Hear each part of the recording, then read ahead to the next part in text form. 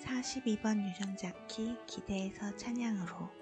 초연함은 삶에 대한 커다란 사랑과 신뢰를 전제로 합니다.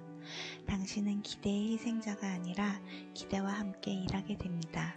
초연함은 양보하고 삶을 신뢰할 때 아주 자연스럽게 저절로 일어납니다. 초연함은 변화를 신뢰하고 모든 성장과 소멸을 받아들이게 합니다. 이 선물은 삶을 일련의 이야기 또는 복잡하게 얽힌 이야기로 봅니다. 비록 상황의 결과를 즉시 볼 수는 없지만 그것이 이전의 상황과 미래의 다른 상황에 연결되고 있음을 알게 됩니다. 42번째 선물 초연함. 오늘은 42번째 키 2번 라인의 날입니다. 안녕하세요. 저는 골든패스 유키의 레이나입니다. 42번째 유전자 키를 묵상하고 있으니 아이를 키우면서 처음으로 배운 것이 떠오릅니다. 저는 30살 이전까지 심한 우울증으로 힘든 삶을 살아왔습니다. 너무나도 무기력하고 우울했던 삶은 스스로를 알아가는 과정으로 저를 안내해 주었고 그 과정은 심리학 공부로 이어졌습니다. 그렇게 저를 알아가면서 어렸을 때 경험했던 일들이 무의식에 영향을 주고 그 무의식이 성인이 되어 살아가는 데 영향을 준다는 것을 알게 되었습니다. 그래서인지 나의 아이는 불안한 무의식을 심어주지 말아야겠다는 강박이 생겨났습니다. 강박으로 인해 여러 요가 지침을 보던 중 마리아 몬테소리의 이론에서 아이의 생명 감각을 존중해 줘야 한다는 이야기가 와닿았습니다. 아이가 호기심을 가졌을 때 그것을 기다려주면 스스로 문제를 해결하고 성취감을 얻으며 발달해 나간다는 내용이었습니다. 이 내용은 아이를 있는 그대로 보는 것이 얼마나 중요한 것인지, 그리고 나의 기대와는 달리 아이들은 창조적인 방식으로 세상을 탐구한다는 것을 알려주었습니다. 그리고 나서 아이를 보았습니다. 숟가락으로 밥을 먹기 위해 애를 쓰다가 식판이 전부 뒤집어지거나 작은 구멍에 빨대를 꽂으려고 우유를 쏟아버리거나 고구마 껍질을 까보려고 통째로 입에 다 집어넣거나 하는 아이.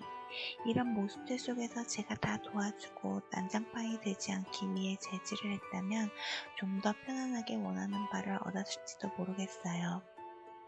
하지만 기다려주면 아이는 항상 어른들은 생각도 못한 창조적인 방법으로 문제를 해결하더라고요. 그리고 그 기간이 지나면 자신만의 방법을 금방 터득했습니다. 언제나 집안은 난장판이 되지만요. 그래도 무언가 탐구하고 있는 아이를 조용히 보고 있으면 난장판이 되는 것도 웃으면서 이해할 수 있게 되었어요. 저는 이렇게 저의 아이를 통해 있는 그대로 보는 법을 배웠습니다. 이 배움은 있는 그대로 보는 것을 일상에 적용하면 기대하고 있는 것이 그대로 되지 않아도 괜찮다는 것을 알려주지 않을까? 오히려 새로운 시야로 나를 확장해주지 않을까 하는 생각으로 이어졌습니다. 저는 특히 이것을 제 과거에 비추어 보았어요.